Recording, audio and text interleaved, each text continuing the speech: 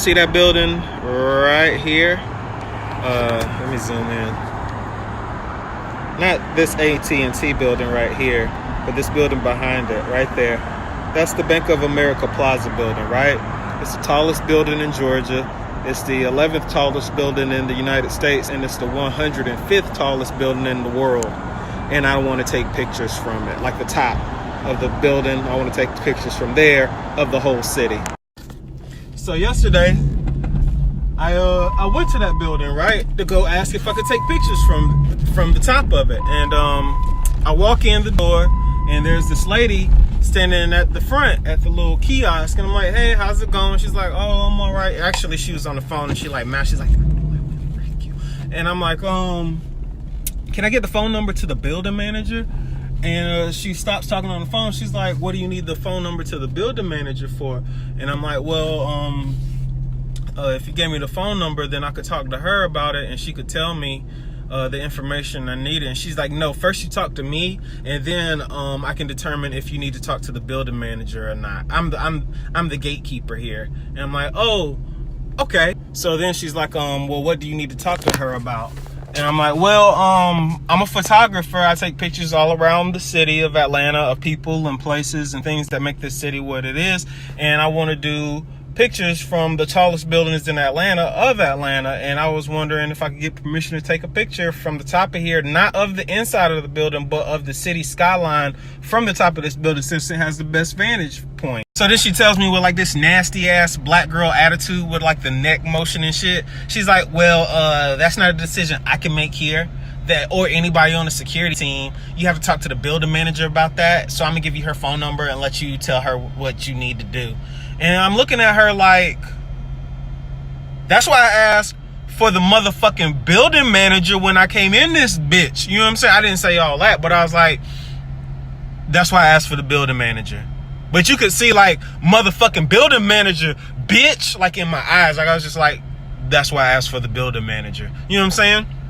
And then I proceeded, like I did say this part, I was like, if you had just gave me the phone number from the building manager from jump, you know what I'm saying? Like that would have saved us like 45 seconds of conversation that didn't need to happen. Like, I don't understand.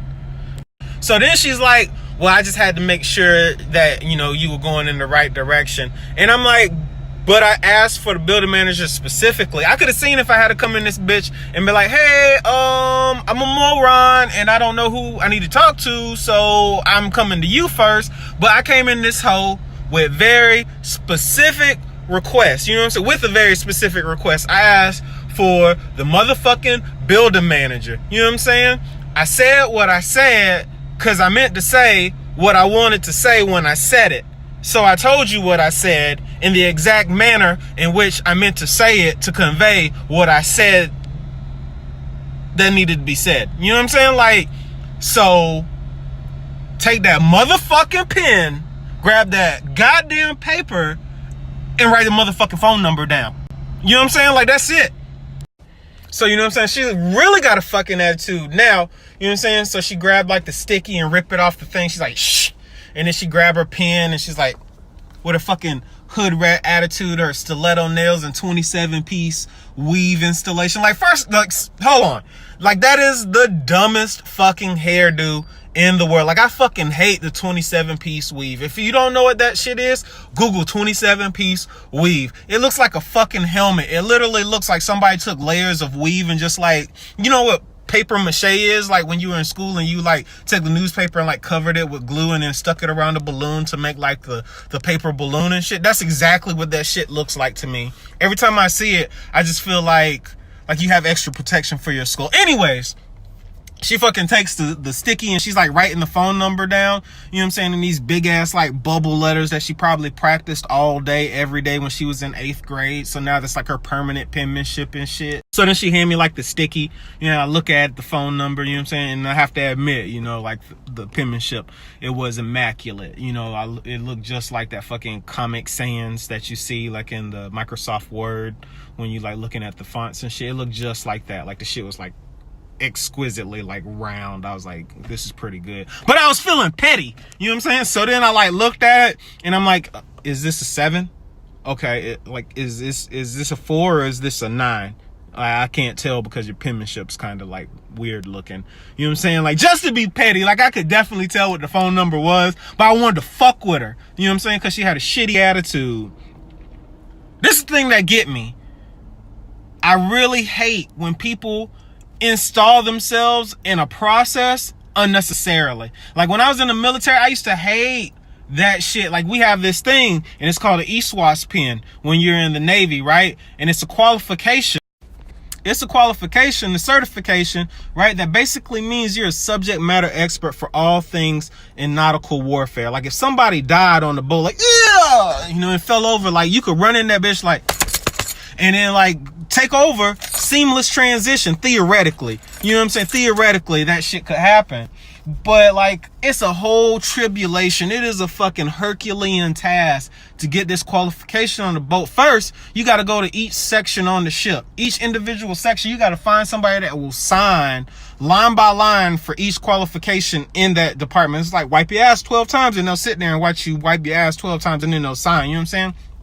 And then after you get all the signatures, then you got to take a test. You got to score 80% or above in the fucking test. And then once you do that, you got to take an oral board. You know what I'm saying? And it's like 2 hours long. It's just the people sitting there asking you random ass fucking questions. Like, how long is the ship? How much water does it displace? How many people are? When I first joined the Navy, right, it actually meant some shit. Like you got preferential points when it came to promotion. You could leave the boat early. You could stay off the boat later. Like if you were in a foreign port, sometimes it meant like you could have overnight liberty. Like you could just stay in the city like overnight. You didn't have to come back to the boat, all because you had that pin. But later on, it meant absolutely fuck all. It didn't mean nothing. You know what I'm saying?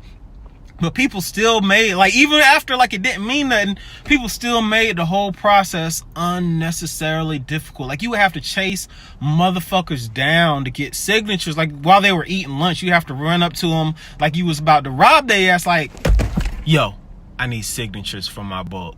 You know what I'm saying? And then they would still be like, well, come find me later and bring a Coca-Cola. And you be like, are you fucking kidding me?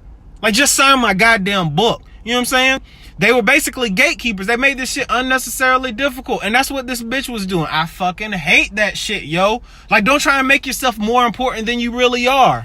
Like, that shit was annoying in the military, but it's more so annoying in the civilian world because you want to be important, but you're not, right? That lady is a fucking lepton. She's a serf. She's a plebeian. She's an infinitesimal speck of cosmic dust in the upper echelons of decision-making for that fucking building. But she's the gatekeeper. You know, I talked to her and she's like, I'm the gatekeeper. You gotta talk to me first. And then I talked to her and then she's like, that's not something I can handle. Let me point you in the right direction. I'm like, bitch, I gave you the fucking right direction. Like, you should have just gave me the fucking phone number. Like, you just wasted 45 seconds of my life I'll never get back. You know what I'm saying? I could have learned how to make Beef Wellington from a YouTube video, but instead it's gone, burnt up in the ether of the space-time continuum. Like, I'll never get that fucking time back, yo. And it's your fucking fault. You know, like, it's your fault, yo. It's your fault. I'm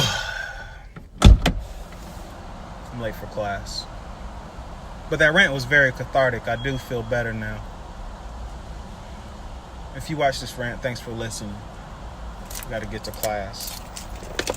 Fucking art class that I don't need because my major is fucking photography. But whatever. I'm not even about to get into that. Take my black ass to class. Anyways, that's all I got.